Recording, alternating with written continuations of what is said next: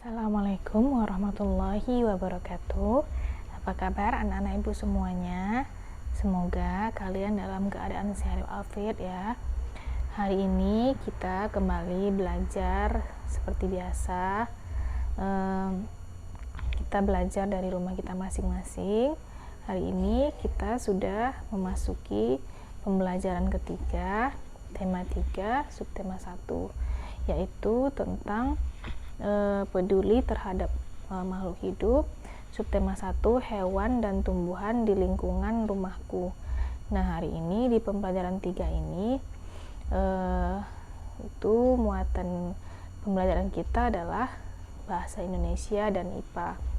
Nah, untuk muatan pembelajaran IPA itu nanti kita akan membahas tentang bagian tumbuhan dan fungsinya. Sementara yang untuk bahasa Indonesia itu kita akan belajar tentang wawancara, yaitu tentang kalimat tanya. Nah, silakan simak materi penjelasan dari ibu, video yang ibu kirimkan di classroom. Kalian pelajari, kemudian kalian ulang lagi baca buku paketnya dan kerjakan tugas yang ibu berikan. Selamat belajar ya. Baik anak-anak ibu, kita mulai pembelajaran kita. Masih di tema 3, peduli terhadap lingkungan. Subtema 1, hewan dan tumbuhan di lingkungan rumahku. Kali ini yang ibu jelaskan yaitu mata pelajaran IPA tentang fungsi bagian tumbuhan. Ayo membaca. Tumbuhan hijau membuat segar udara karena menghasilkan oksigen. Sekarang, mari kita mengenali bagian-bagian tumbuhan. Seperti gambar bahwa tumbuhan itu terdiri dari akar, batang, daun, bunga, dan buah. Baik, kita baca akar. Akar adalah bagian tumbuhan yang umumnya berada di dalam tanah. Untuk beberapa jenis tumbuhan, akar juga terdapat di atas tanah, bahkan menggantung. Akar berfungsi antara lain sebagai bagian yang mengokohkan tumbuhan. Jika tumbuhan tidak memiliki akar, tumbuhan akan mudah dicabut, mudah roboh ketika diterpa angin, atau hanyut terbawa air ketika turun hujan. Zat-zat mineral dan air yang dibutuhkan untuk membuat makanan diserap oleh akar dari dalam tanah. Namun, pada beberapa tumbuhan tertentu, akar tidak hanya berfungsi menyerap air dan mineral, tetapi juga berfungsi sebagai penyimpan cadangan makanan, misalnya pada beberapa tumbuhan umbi-umbian.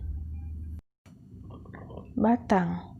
Batang adalah bagian tumbuhan yang berada di atas tanah.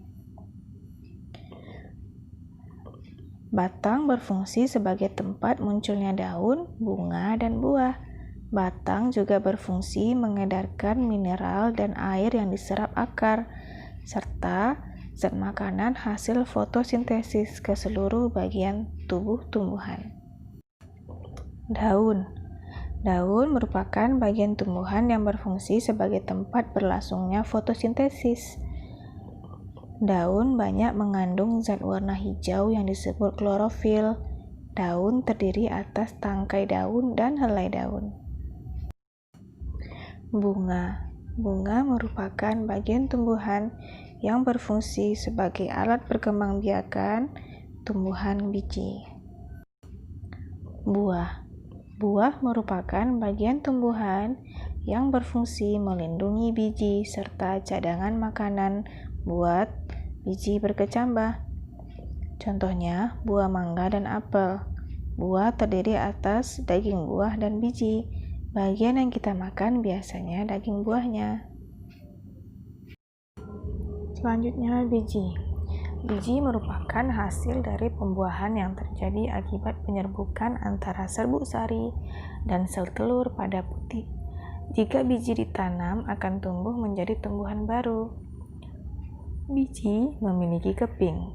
Biji ada yang berkeping 1 dan ada yang berkeping 2. Biji berkeping 1 disebut monokotil dan biji berkeping 2 disebut dikotil. Tahukah kamu bahwa beberapa dari bagian tumbuhan berfungsi untuk membuat tumbuhan tersebut tetap lestari dan seimbang di alam? Contoh bagian tumbuhan tersebut adalah biji. Biji merupakan cikal bakal bagi sebagian tumbuhan untuk terus bertahan sehingga terjaga kelestariannya. Nah, demikian penjelasan tentang bagian-bagian tumbuhan dan fungsinya.